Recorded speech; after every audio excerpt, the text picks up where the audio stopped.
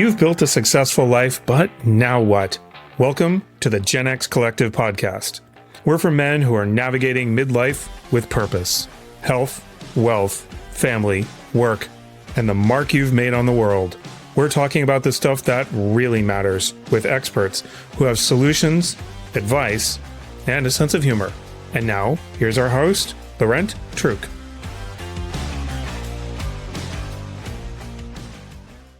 All right, welcome back to the Gen X Collective podcast. Today we're going to do things a little bit differently.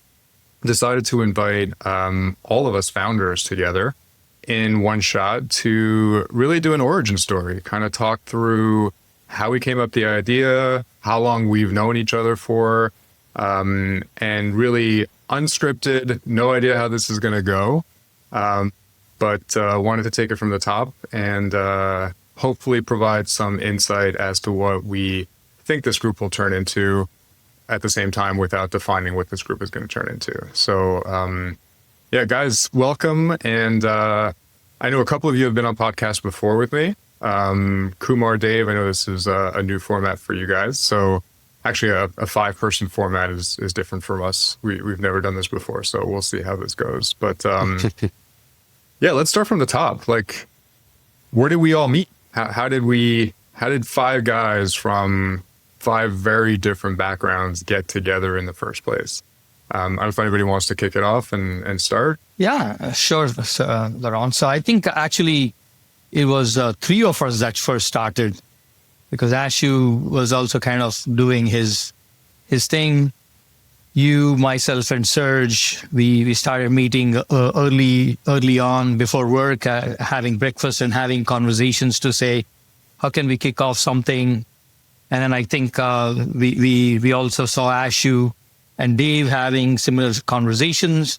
And I believe correct me if I'm wrong, that's where we started and joined forces over here to even make this the whole 5GC conversation. Well, I think, no, you're absolutely correct, Coombs. But I think the first origin story is we all met at Dun Bradstreet, 15 years ago, or I've lost track. I know Serge was in my onboarding class. Him and I, I think, started on the same day. Coombs, I think you had started maybe a few months prior. Same with ULT. DC, I think you were in that time. So, 2007, all of us end up at D&B. So that's how we got to meet each other. Yeah. I mean, that's where it starts. And I think exactly, Coombs, to your point, through work and through interactions, we were a small Canadian team. Professional relationship also transmitted into friendship, right? Yeah. And we started to, naturally, as we'd be out for drinks or do something, we started talking about different things. What do we do after D&B? Is D&B going to be the thing that, we end up doing? I mean, I think in order of operations, I think I was the first one to leave. Then it was Dave, then Serge, or LT. I can't remember. No, LT was you. Yeah. And then LT Serge, was and then the last man standing was Yeah. Coombs. And then finally Coombs came over. And today, 15 years later, Kumar, Dave, myself, we work together still. That's in a professional capacity. Forget about our investments and other business ventures and stuff that we've been doing for the last 15 years. Yeah, I remember patio conversations. I remember having drinks with Ashu and Dave in one capacity, and then having drinks with Kumar and Laurent in another session. And we're like, hey, we're having similar conversations here around real estate, and we don't have pensions. What does retirement look like? And we're like, hey, let's get all this group together and buy an apartment complex. I think that was like our first intro into real estate, right? Yeah. It was pretty crazy because those conversations started 15 years ago. Like we met. So I started in 2004 at D&B. I think what was great about D&B was it was small. It was D&B Canada. There wasn't a lot of us, but we were all in the same age group, and we were given a lot of responsibilities very quickly. And so we had to lean on each other pretty heavily in sales capacities and in pretty large meetings. And then I think that built that foundation of trust that we had. Well, to the Gen X Collective, this is one thing that as we were sitting around more recently, as we're like, okay, we've done really well in real estate. We have this sort of fund that we'd like to, deploy in various ways. And, part of this is the whole, well, we've always been, because we complement, there's always these different, we can bounce the ideas off of each other, right? And that's just in an investment category, not even, there's personal things like when each one of us was buying, a house and we had to do renovation, it started with my contractor. That contractor referred, hey, do you know a good contractor? Or do you know a good accountant? Or, it started to naturally, we were having this conversation when we're like thinking of buying a business. And then we're like, guys, why don't we have these conversations? And I think Serge, you were talking like just in general with, some of your other friends and neighbors, and you're like, we are always having these conversations about what's next. We're all kind of in the sunset of our careers, or maybe sunset. Sunrise, Ashu. We're just beginning, my friend. I was going to say, I was going to correct myself. We're in a different place where we're looking what's next, right? Yeah. And for all of us, and what is that next thing? And the next thing isn't necessarily a 9-to-5 corporate, well, not that 9-to-5 exists anymore, but a corporate job. And so that started this genesis that we have so many contacts, we have so many different people, but as guys, we don't talk to each other. We talk to each other, but if you think of cohorts of other males in our age category, we're talking in these weird groups. Like no one's actually kind of collectively in a discussion forum, having these connections, right? Yeah. Yeah, and there's things out there, right? Sorry, Laurent, like it's not just about financial stuff, right? Like that's kind of how we started our friendship, turned into like financial planning in the future. But like now we're all in our, call it 40s, 50s, and some approaching 60s, right? And which is really the Gen X group. But like there's so many other things, right? To your point, like the five of us are mostly in a corporate environment, but what does the next 5-10 years look like professionally, health-wise, special interests, travel? Like there's so many things that we're trying to explore. And we have more, I guess, financial capital or access to money now than we did 20 years ago. Mm-hmm. And there's guys like that everywhere across the world, particularly here in the GTA. So yeah, it's an interesting time. I think it's at our age. One of the things that we've seen a definite shift on for all of us, I think, is to your points, right? We've done the corporate, we've all done very well for ourselves. We've done the side real estate. None of us, I think, wants to continue down the same path for the next, decade, let's just say. We want to explore options. We want to figure out what's fulfilling, but also at the same time, you need to be able to earn for retirement and just to keep the lights on. I think this conversation just naturally unfolded from real estate to buying a business to this Gen X opportunity to what's next. And so I think that's what's really appealing here is like-minded individuals, shared networks, shared experiences, and then really trying to figure out how we can help each other go to the next level, right? Mm-hmm. For me, this started, I think it was on our last Niagara trip. So just for everybody listening, we meet probably quarterly and do something stupid like go to Niagara and blow a bunch of money or rent an Airbnb or whatever and hang out. We'll do poker nights and things like that. And there was, when we look back at our history and the conversations we had, originally it was all about real estate and, hey, Kumar, how do we minimize our taxes? Like that was what our focus was on. Mm-hmm. And then as we evolved, and granted, we sold some of the real estate, we started doing other kinds of investments, and those conversations followed. But then we started having some more like heartfelt conversations, like what we were going through, what our kids might be going through, what our parents and aging parents are going through, loss and things like that. And then we also started doing research around, hey, like this isn't forever, this whole working thing. Like what is next? And we're all relatively close in age, but we're doing different types of research around, do we retire abroad? When do I start taking retirement funds? Like, do I have enough to retire? And so I found our conversations have shifted more from the let's make a ton of money, let's invest, let's do all this stuff, to, okay, what are you guys thinking? Like, what's next? Mm-hmm. Like, how do we maintain what we've built, continue to grow it, but also prepare for the next life cycle. And to your point, LT, myself, and Coombs are probably similar, where our kids are university age. They're starting their first university. But like you said, we were starting to have more heartfelt conversations about like, kids are going, like, what are they planning? How do we take money out of an RESP? Does anybody know how to do that? What's the rules around that? Yeah. Right. And then, obviously shares of, things, for me personally, we obviously had, a close family member who passed away tragically around that time. And I've now inherited, a 25-year-old son who lives with us because has no one. Right. And so we were, like you said, and go, well, what do you do there? And we were having these conversations. And to your point, whether it's medical, like we all make fun of ourselves going, man, things just hurt these days. I wake up every morning, yep. I'm sore from something, and so, to your point, LT, the conversations of, finance and tax and whatever, they're kind of always there. But also I think what we started to realize is there's more that we're thinking, like, what does medical care look like? How are your parents doing? How are our collective parents doing? Right. They're at different age categories, we're sharing stories like that.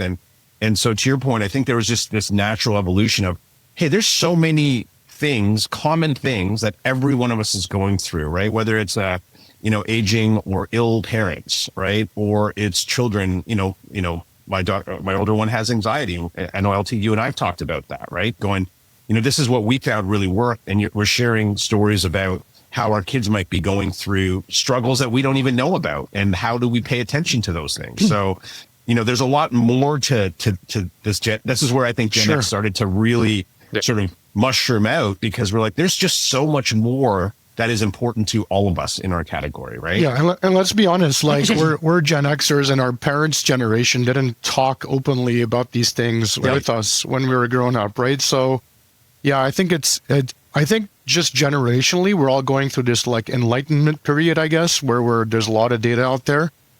What I find one of the best things about our group, and ideally in this Gen X collective, is this trust factor, right? Because there's a lot of information out there about things like you just talked about, Ashu. But like, what is the real truth? Like, what is the real experience of someone going through that? Like, who's a trusted accountant, or who's a trusted mental health therapist, or right, that you can kind of bring in and really educate you, that, you trust and you kind of learn from, right? Yeah. I mean, so just even take the lawyer example, right? We went through Chris and we've all used him in some capacity or the other on the personal side. So we now know a trusted source that can help us from that perspective. It's a real experience, not some advertisement that you can't trust. It's from people that you have faith in, right? I think that means more so than just a brief conversation. I know a guy, I have a thing, I did something. This is real facts and data. Yeah. And one of the things I think we were talking about and as part of, our trust factor is that 15 years later, that trust is only greater, not less. And in fact, we're doing more stuff together, not less. And, trying to create that trust environment for others is kind of part of this as well, right? Where, like I said, whether, we all know people who've been dealing with medical issues, just even in our cohort, or mental issues or marital issues, and, trying to create a space and forum where we can have open conversations or share information, through the podcast format. We're meeting with different people. We want to share because we know these things are happening. And to a large extent, we kind of all do this by ourselves. Like, the whole point being is that you're not alone.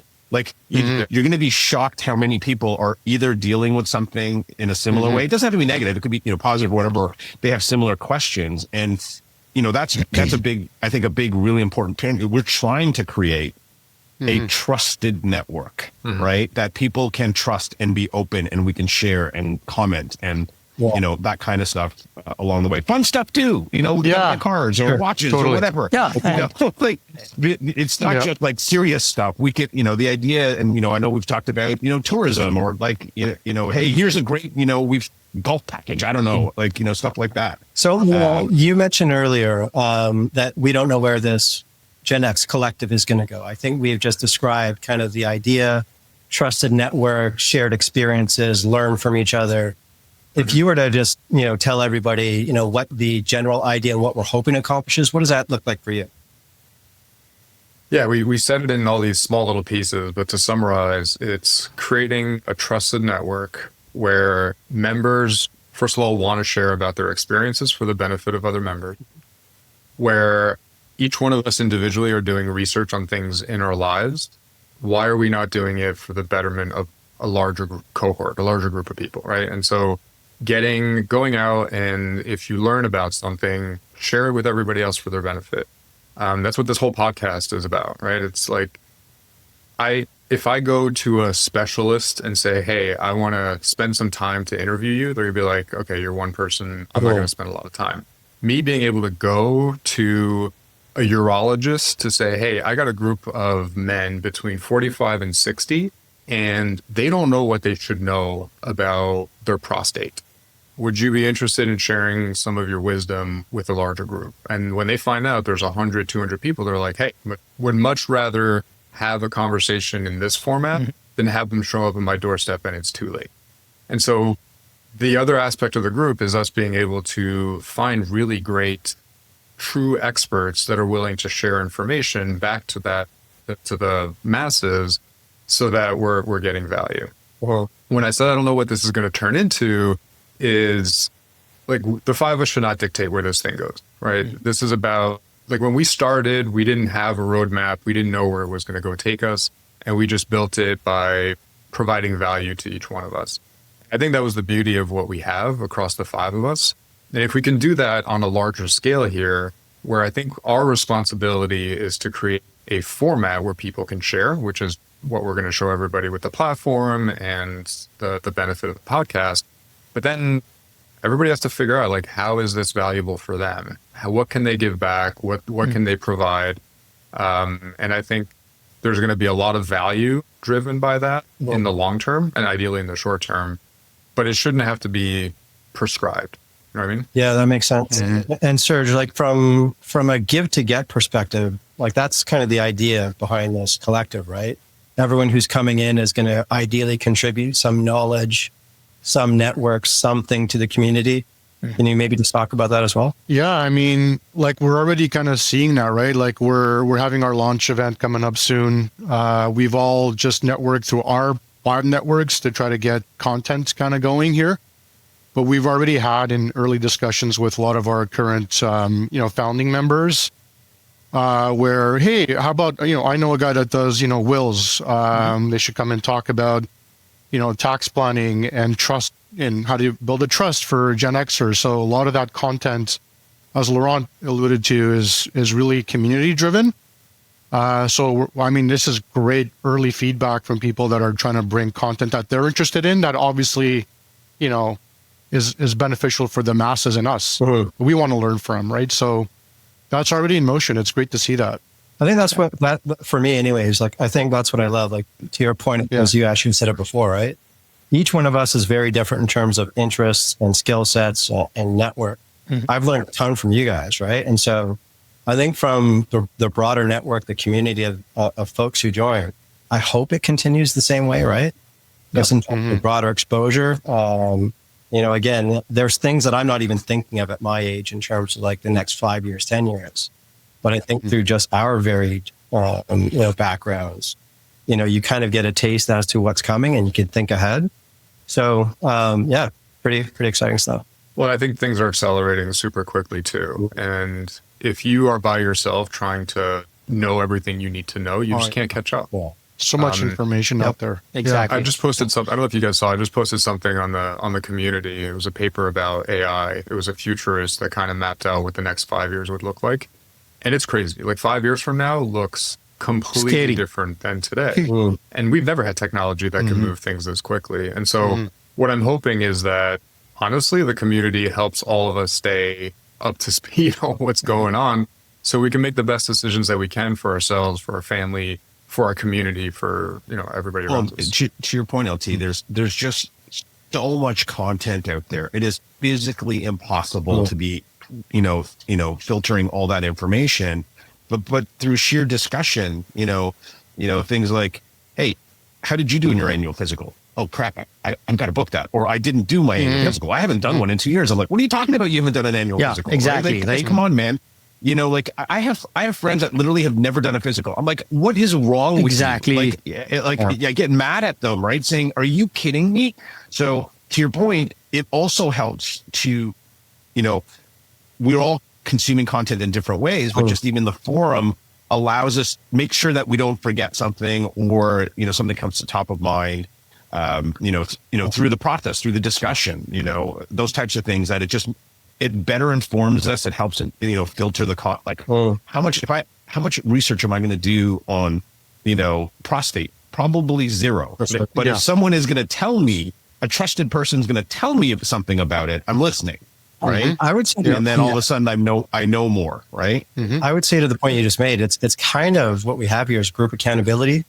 Like, for example, you ask me, Dave, do you have a will? I'm like, exactly. No. And then and I go mental on you about it because of what happened. Yeah, exactly. Yeah. So, I think, again, it's just a reminder of things to be top of mind on, with the other, onslaught of things that we're dealing with. When you look at the Canadian GDP projection, when you look at the introduction of AI, things are changing faster than we can keep up with. And so I think just having that gentle reminder amongst this group as to the things that you should be top of mind and focus on is helpful, right? Mm-hmm. Yeah, Dave, I was just going to reiterate on that.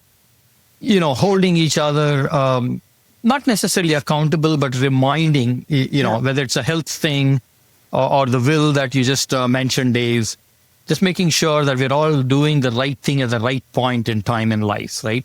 I may have forgotten, or I may have postponed it.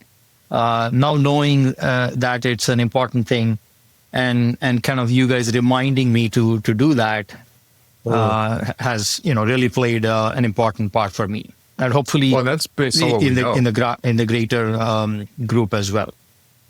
Like, we're reminding ourselves of what we have limited knowledge about. Like, we're taking this example of succession planning and all that. Like, we interviewed Tony, which will launch pretty shortly, but he's like, just because you have a will, everybody thinks they're done. You haven't even started. Like, the will is the first thing. Then once you have the will, you actually have to put all the systems in place, so you're not leaving your kids with this massive tax fee at the end, or you're not, there's all these strategies that unless you get to that place, or a lot of people think, unless I have this level of net worth, I shouldn't even really think about it. But being able to bring some of these experts on board that deal with this every single day, we're just going to be better informed, and we'll be able to hold each other accountable to the right things and all the things that we need to do. This has been great. Actually, I think, Dave, you asked me what I envision this group turning into down the road. So would love to get feedback from the rest of you as well.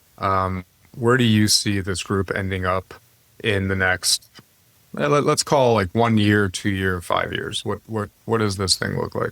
What people may not know, but we'd share is, as this idea started to take form, all of us being data people and kind of engineering mindsets, are like, we should get some data to inform whether we even think that, or is this just a crazy idea that the five of us have come up with, and nobody will have any interest in it.